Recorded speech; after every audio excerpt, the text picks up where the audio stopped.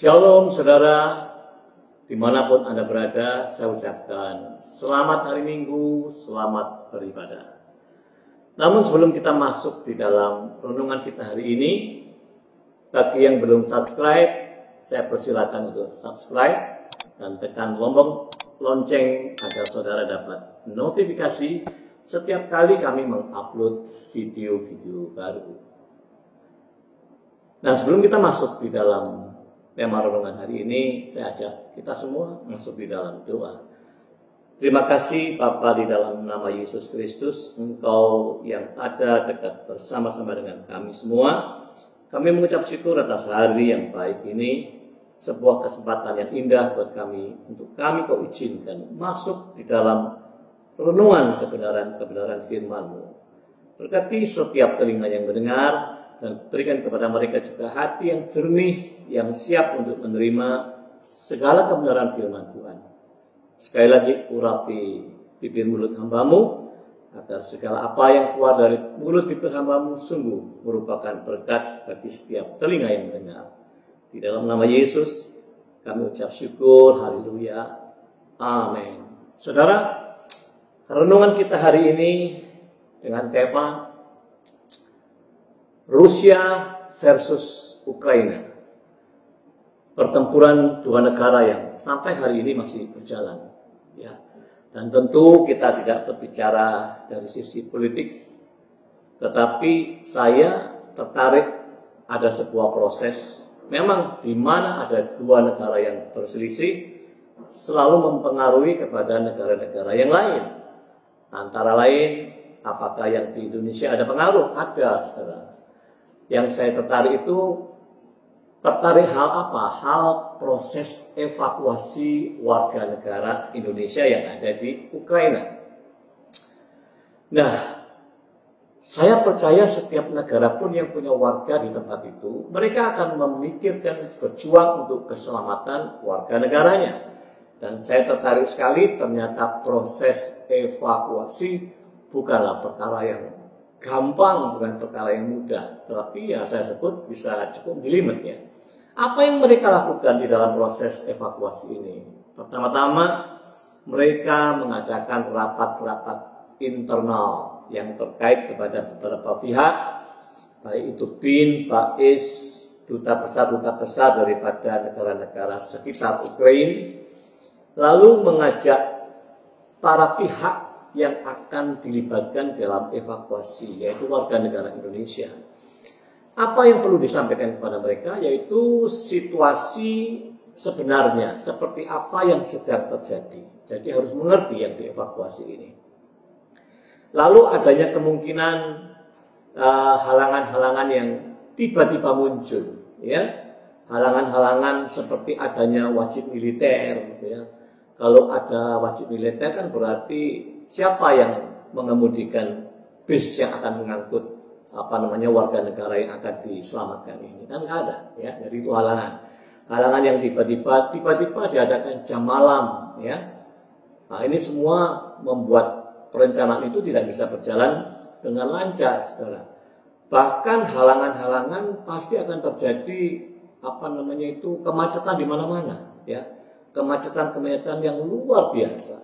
Dan tentu ada resiko-resiko yang membahayakan nyawa, namanya dalam peperangan, ya. Oleh sebab itulah tim yang ingin mengevakuasi ini memikirkan sangat detail. Mereka berusaha mencari jalur yang paling aman supaya seluruh warganya ini selamat.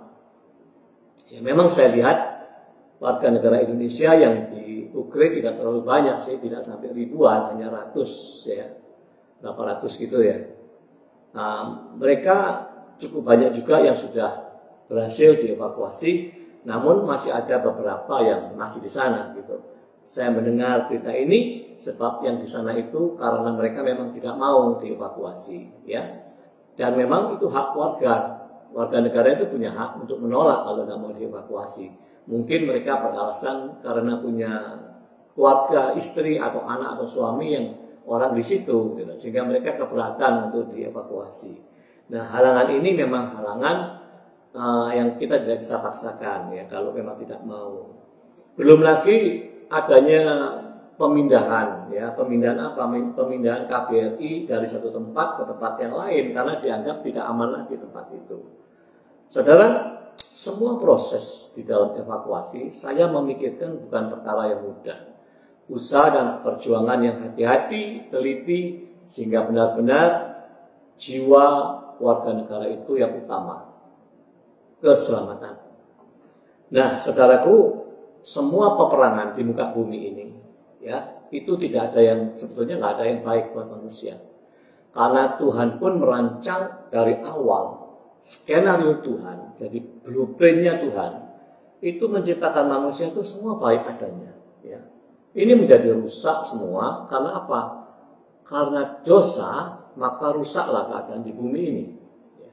Kalau kita bicara perang, tentu kita ini tidak bicara memihak kiri atau kanan, ya, bicara siapa membela siapa, enggak.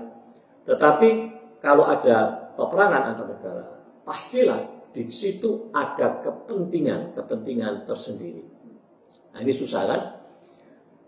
Dan memang harus begitu dunia ini terjadi. Selama manusia itu masih ada dosa di bumi ini, ya pasti akan ada seperti itu. Karena itu yang kita pikirkan sekarang adalah khususnya buat kita ini rakyat.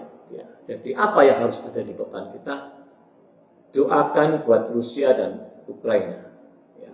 Dengan kata lain, kerinduan setiap orang adalah stop the war, ya. Berhenti berperang. Sebab banyak ruginya daripada apa keuntungannya, ya, kehancuran kan. Oke, saudara, itulah proses evakuasi yang tidak gampang, ya. Rescue atau evacuate itu tak gampang. Belum lagi nanti mereka yang berbondong-bondong sebagai refugee, ya. Mereka kan melarikan diri, pengungsi ke negara-negara sekitar yang merepotkan negara-negara yang menerima unsian-unsian itu. Ya. Nah, saudaraku, evakuasi warga negara sesuatu yang sulit, tidak gampang, tapi harus dikerjakan. Ini butuh usaha, butuh effort yang serius, menerobos kesulitan, sekali lagi demi keselamatan warga negara Indonesia. Nah, saudaraku, kita ingat bahwa Yesus Kristus pun, ya, ini misi utamanya adalah menyelamatkan jiwa-jiwa.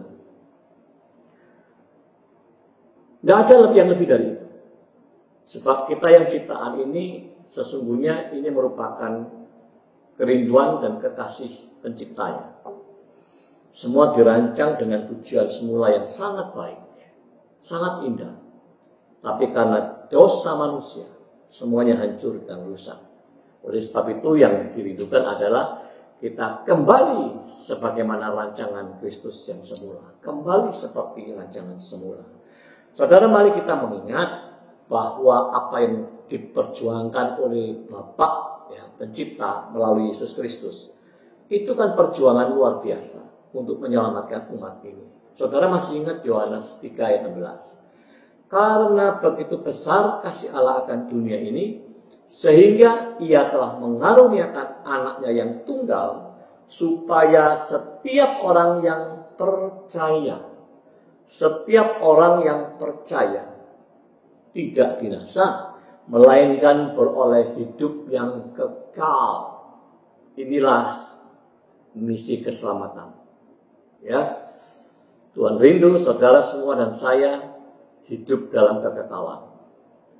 Saudara dan saya menikmati keselamatan itu. Saudara perhatikan di dalam 1 Yohanes 3 ayat 16. Kalau tadi Yohanes 3:16, sekarang 1 Yohanes 3:16. Demikianlah kita ketahui kasih Kristus, yaitu bahwa Ia telah menyerahkan nyawanya untuk kita. Jadi kita pun wajib menyerahkan nyawa kita untuk saudara-saudara kita. Inilah bicara kasih. Karena demikian besar kasih Kristus akan kita, sehingga nyawa pun dipersembahkan. Sama dengan keberadaan kita sebagai orang-orang yang sudah diselamatkan Kristus, kita harus memiliki pikiran, hati yang seperti itu. Ya. Mau berkorban, memperhatikan juga untuk kepentingan orang lain. Pertanyaannya, adakah kita memiliki respon yang seperti itu? Ya. Nah, tadi di dalam upaya evakuasi itu juga ditulis di situ bagaimana pemerintah ini memikirkan, mencari dan menemukan jalan untuk penyelamatan evakuasi itu, jalan yang paling aman, yang dianggap yang sudah paling aman, sehingga seluruh warga yang diungsikan ini selamat. Saya ingat Yohanes 14 ayat 6. Kata Yesus kepadanya, "Akulah jalan dan kebenaran dan hidup. Tak seorang pun datang kepada Bapa kalau tidak melalui aku." Saudara, Yesus itu jalan.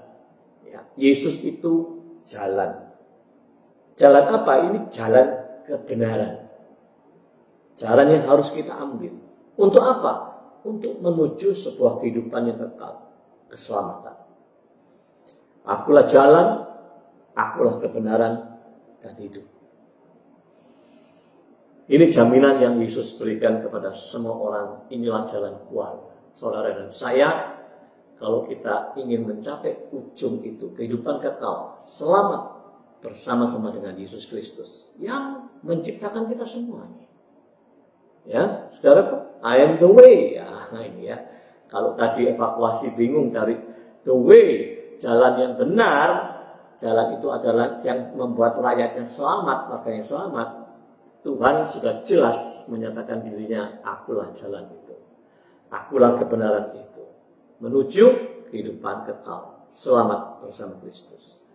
Kalau tidak melalui aku, dia tidak akan sampai kepada Bapa. Tidak seorang pun datang kepada Bapa kalau tidak melalui aku, kata Yesus. Jadi ini sudah clear semua. Ya.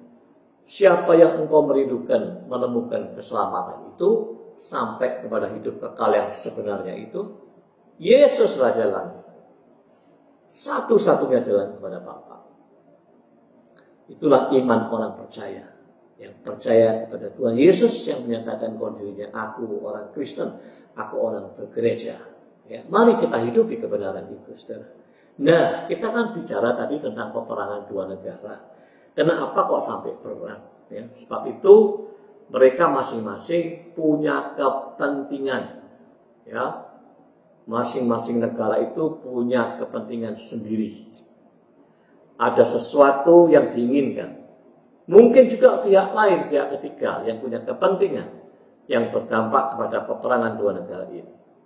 Itulah manusia, tidak lepas dari kepentingan egois. Ya. Semuanya akibat apa?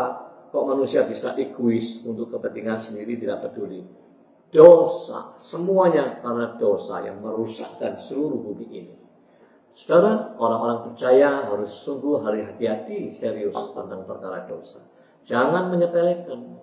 Dosa mah dari dulu udah ada. Tetapi itu terus berakibat sampai kehadiran saudara dan saya hari ini. Dan itu akan terus merusak ke depan. Ya. Lalu ini peringatan, ini pesan kepada semua orang-orang yang menyatakan diri, aku orang Kristen, aku orang gereja, aku percaya Yesus. Pesan ini harus kita perhatikan di dalam 2 Timotius 2 ayat 23 dan 24. Demikian bunyinya, saudara. Hindarilah soal-soal yang dicari-cari, yang bodoh dan tidak layak. Engkau tahu bahwa soal-soal itu menimbulkan pertengkaran. Sedangkan seorang hamba Tuhan tidak boleh bertengkar. Saya ulangi ya, seorang hamba Tuhan tidak boleh bertengkar. Tetapi harus ramah terhadap semua orang. Bahkan diakhiri dengan ia harus cakap mengajar dan sabar. Seorang hamba Tuhan. Siapa hamba Tuhan? Semua saudara dan saya itulah hamba Tuhan.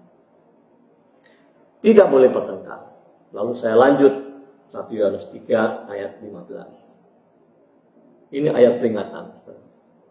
Bukan cuma buat saudara, tapi juga buat saya. Setiap orang yang membenci saudaranya adalah seorang pembunuh manusia. Dan kamu tahu bahwa tidak ada seorang pembunuh yang tetap memiliki hidup yang kekal dalam dirinya. Jadi kebencian itu setara, levelnya sama dengan pembunuhan. Dan kita tahu bahwa seorang pembunuh itu tidak punya hak menikmati hidup kekal. Mengerikan saudara ya, sangat mengerikan. Saudara merasa tidak pernah membunuh orang, tapi saudara sering benci orang. Ya, kalau sudah perang antar negara, yaitu pasti ada kebencian. Bahkan kebencian pemimpinnya itu turun ke dalam rakyatnya. Rakyatnya akan terpecah belah. Sebagian benci ini, sebagian terus ini. Ya, muncullah kebencian. Bahkan akan mempengaruhi di luar negara-negara mereka yang berperang. Ya, ada kelompok-kelompok pihak yang membela A, ada yang membela B. Benci sama A karena pola pemikirannya sendiri. Bukankah ini akan merusak? Ya, ini akar dosa, merusak segala-galanya. Oleh sebab itulah pesan jangan ada perselisihan di antara kita, jangan ada pertikaian, pertengkaran. Ya, ini semua akar benci. Ya, ini tidak boleh, saudara. Saya pun sampai koreksi diri. Ya. Pada saat membuat renungan ini, saya berpikir, apakah saya punya musuh? Ya, saya koreksi pribadi. Apakah ada musuh saya ini di luar? Ini ngomong saya dulu. Saya merasa nggak ada.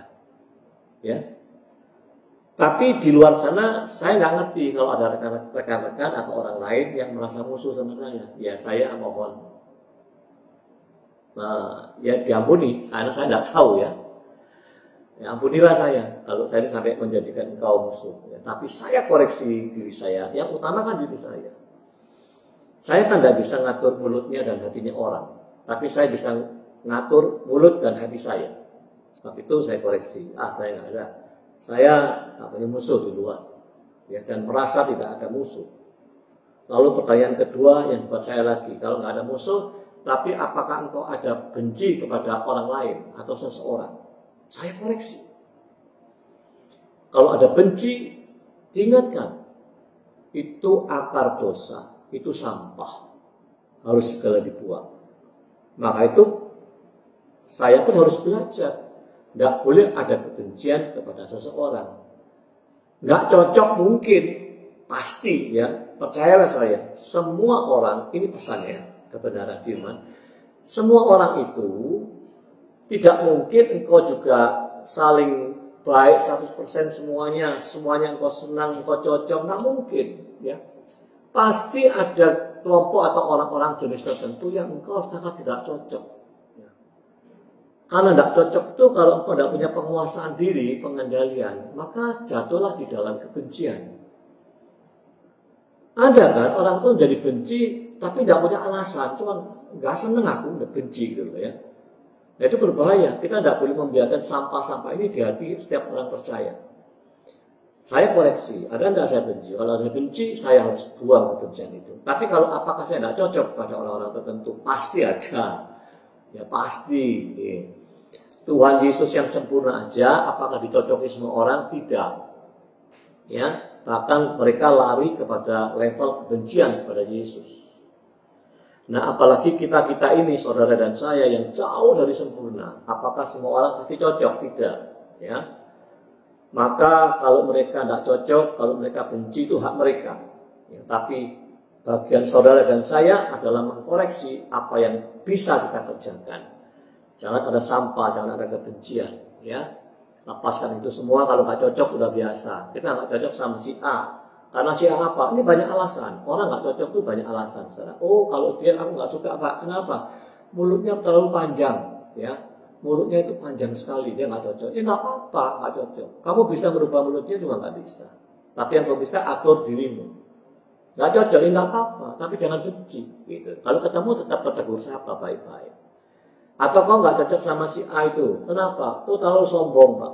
Dia pamer harta, pamer posisi, pamer kekuasaan. Ya biarin aja. Masa kau akan merubah dia? Nggak bisa. Itu bagian dia.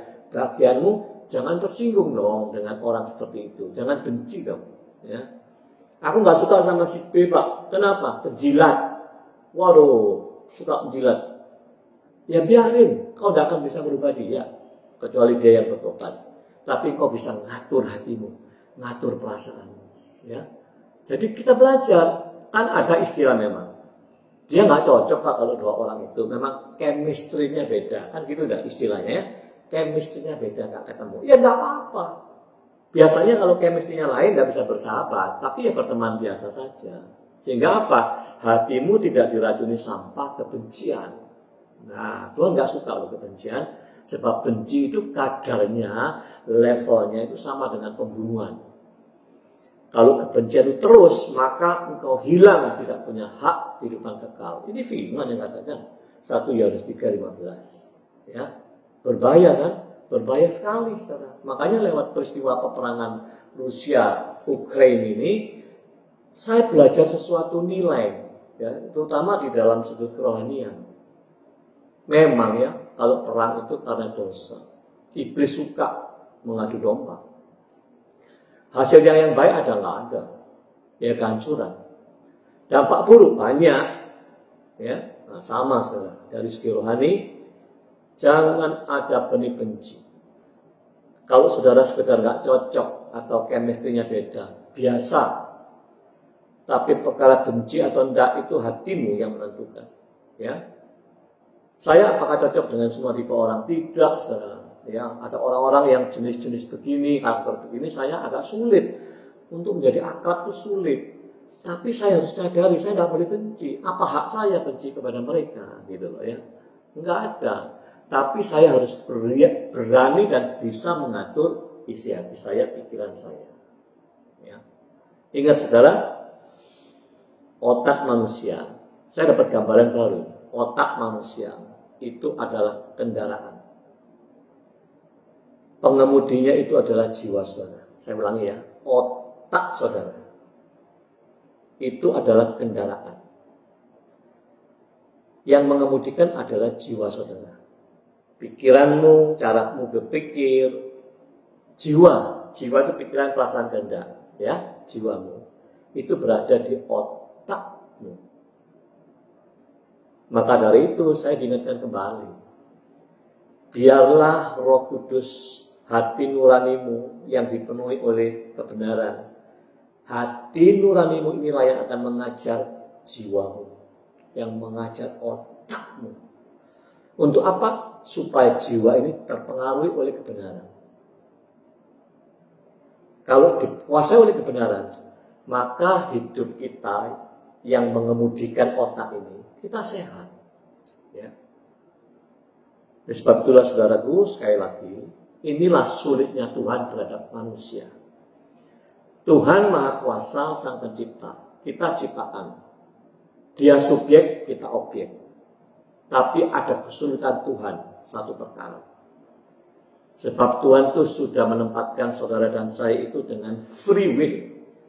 Saudara itu dikasih kehendak bebas. Coba renungkan. Di dalam 24 jam sehari.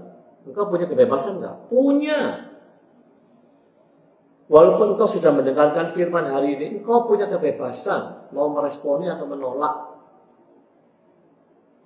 Engkau sudah tahu bahwa ini dosa, ini salah, tidak boleh dilakukan. Engkau punya kebebasan untuk tetap melakukan apa berhenti. Nah, kesulitan Tuhan atas diri saudara dan saya itu adalah hatimu. Itu yang susah. Kenapa? Tuhan kan sudah terlanjur memberikan free will kepada manusia. Itu hak pilihmu. Makanya Tuhan firman kan peringatkan, Janganlah keselamatan yang Tuhan anugerahkan itu engkau pakai untuk kehidupan yang seenakmu, ya, kehidupan yang sembarangan, yang membawa kepada kebinasaan. Nah, oleh sebab itulah renungan yang saya sampaikan hari ini, saya suka memang tujuan channel saya ini adalah mengingatkan kita semua, termasuk saya, untuk selalu berbenah diri, untuk selalu waspada dan hati-hati. Contoh yang paling baik itu adalah kehidupan potret di sekitar kehidupan kita yang nyata ini. Bukankah hari ini nyata terjadi peperangan antara Rusia dan Ukraina? Nah, kita belajar dari peristiwa itu. Apa ya pesan buat kita ini? Dari segi, kalau engkau orang Kristen, cari dong nilai-nilai apa kebenaran itu. Saya diingatkan, hati-hati. Iblis akan bermain di sini. Hati-hati soal kebencian, perselisihan, pertengkaran, pertikaian. Saudara, buat engkau siapa saja yang hari ini masih ada kepahitan, ada bahasa yang begini, saudara. Saya sudah memaafkan dia, kawan. Saya udah ampuni dia. Selesaikan aku. Lalu saya tanya, kalau kau sudah ampuni dia, apakah engkau sudah bertegur sapa? Oh, belum, Pak. Sorry kalau saya yang harus menyapa dulu, gak mau. Saudara, ini kesalahan besar yang iblis selalu tunggangi ya ini. Saya sudah ngampuni dia. Tetapi dalam prakteknya dia ngomong gak bisa, Pak, kalau saya mulai bicara sama dia. Enggak. Kalau aku ngomong, negur dia enggak, aku gak dianggap. Malu dong aku. Kesombongan yang tersembunyi. Betul? Nah, saudara, marilah kita ini evaluasi setiap saat keadaan kita sendiri. Perhatikan bagaimana engkau hidup. Perhatikan bagaimana saya hidup. Ya, kita tidak bisa abai tentang perkara ini. Ya, nggak bisa, saudara. Sebab ini benih yang akan dipakai oleh si jahat iblis untuk menghancurkan kehidupan dan masa depan saudara. Jadi kalau hari ini masih ada permusuhan, udahlah, Roh Kudus memanggil, selesaikan. Jangan nunggu si A atau si B yang memulai. Engkau yang memulai. Kalau mulut mengatakan saya sudah mengampuni, maka tindakanmu harus nyata. Jadi sinkron antara yang kau katakan dan isi hatimu praktek dalam kehidupannya. Ya. Tegur dulu, sapa dulu. Kalau masih ada gengsi yang kuat, engkau masih terikat dosa yang kuat. Dan ingat, engkau membenci seseorang ekivalen dengan engkau membunuh orang. Dan sudah dikatakan oleh firman, engkau tidak punya hak untuk hidup kekal. Ayat penutup Efesus 5 ayat 15-17. Demikian bunyinya. Karena itu perhatikanlah dengan seksama bagaimana kamu hidup. Jangan seperti orang bebal. Bebal udah diberitahu, udah ngerti, tapi tetap terus. Tetapi seperti orang arif. Arif itu bijaksana, pintar menimbang, ya. Itu orang arif. Dan gunakan waktu yang ada karena hari-hari ini jahat. Ingat, hari ini jahat. 24 jam iblis bermain terus. Siapa yang mengeraskan hati, tetap sombong, tetap benci, bibit ini tidak kau buang, sampai tidak kau buang, engkau rugi. Engkau akan mengalami kehilangan hak hidup kekal. Ya, hari ini adalah jahat, yes. Sebab itu jangan kamu bodoh. Ini peringatan gak enak nih. Jangan saudara dan saya ini bodoh. Engkau pintar di dunia, hikmat dunia pintar luar biasa. Kekayaanmu, posisi kekuasaanmu kau berhasil. Masuk kelompok orang yang berhasil. Tetapi firman Tuhan kau katakan engkau bodoh. Kenapa bodoh? Engkau bebal.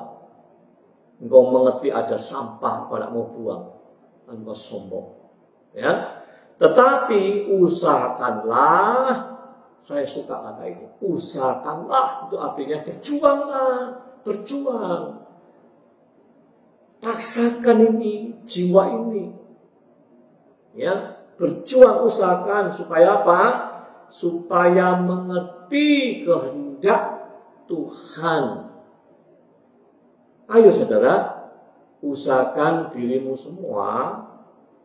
Dan saya ini mengerti kehendak Tuhan. Saya pun kalau saya pun tidak kontrol setiap saat. saya bisa jadi orang bebal, ya. Bisa jadi kelompok orang bodoh. Mungkin berlipat dunia, tapi bodoh di mata Tuhan.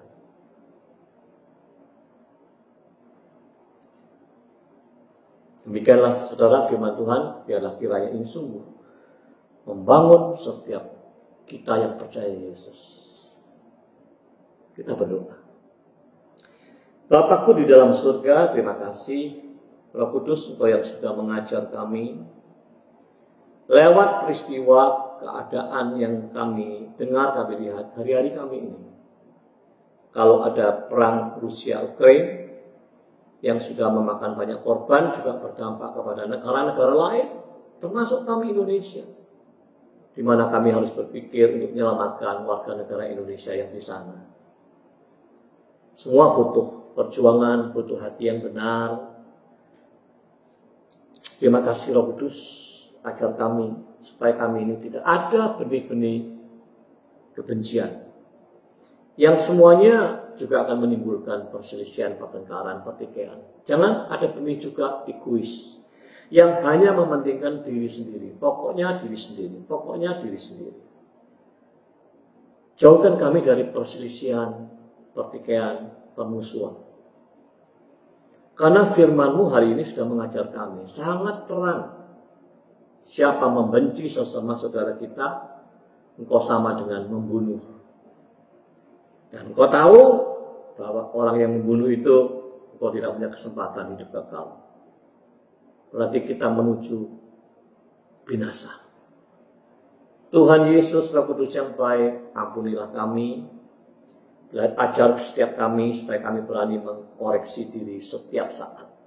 Memang kami tidak tahu membunuh orang, tapi kami sering benci orang. Ampuni kami Tuhan, jangan kami benci orang. Tapi kalau kami tidak cocok dengan semua orang, semuanya biasa, tapi tidak lahir benih kebencian. Kami tidak bisa mengatur hati dan mulut orang, Tuhan. Tapi jelas kami bisa mengatur hati, pikiran kami. Sekali lagi ampuni kami, bawalah hidup kami ini hidup yang berkenan kepada Tuhan. Haleluya. Amin. Demikian saudaraku, kita akan bertemu minggu depan dengan tema yang berbeda. Tuhan memberkati.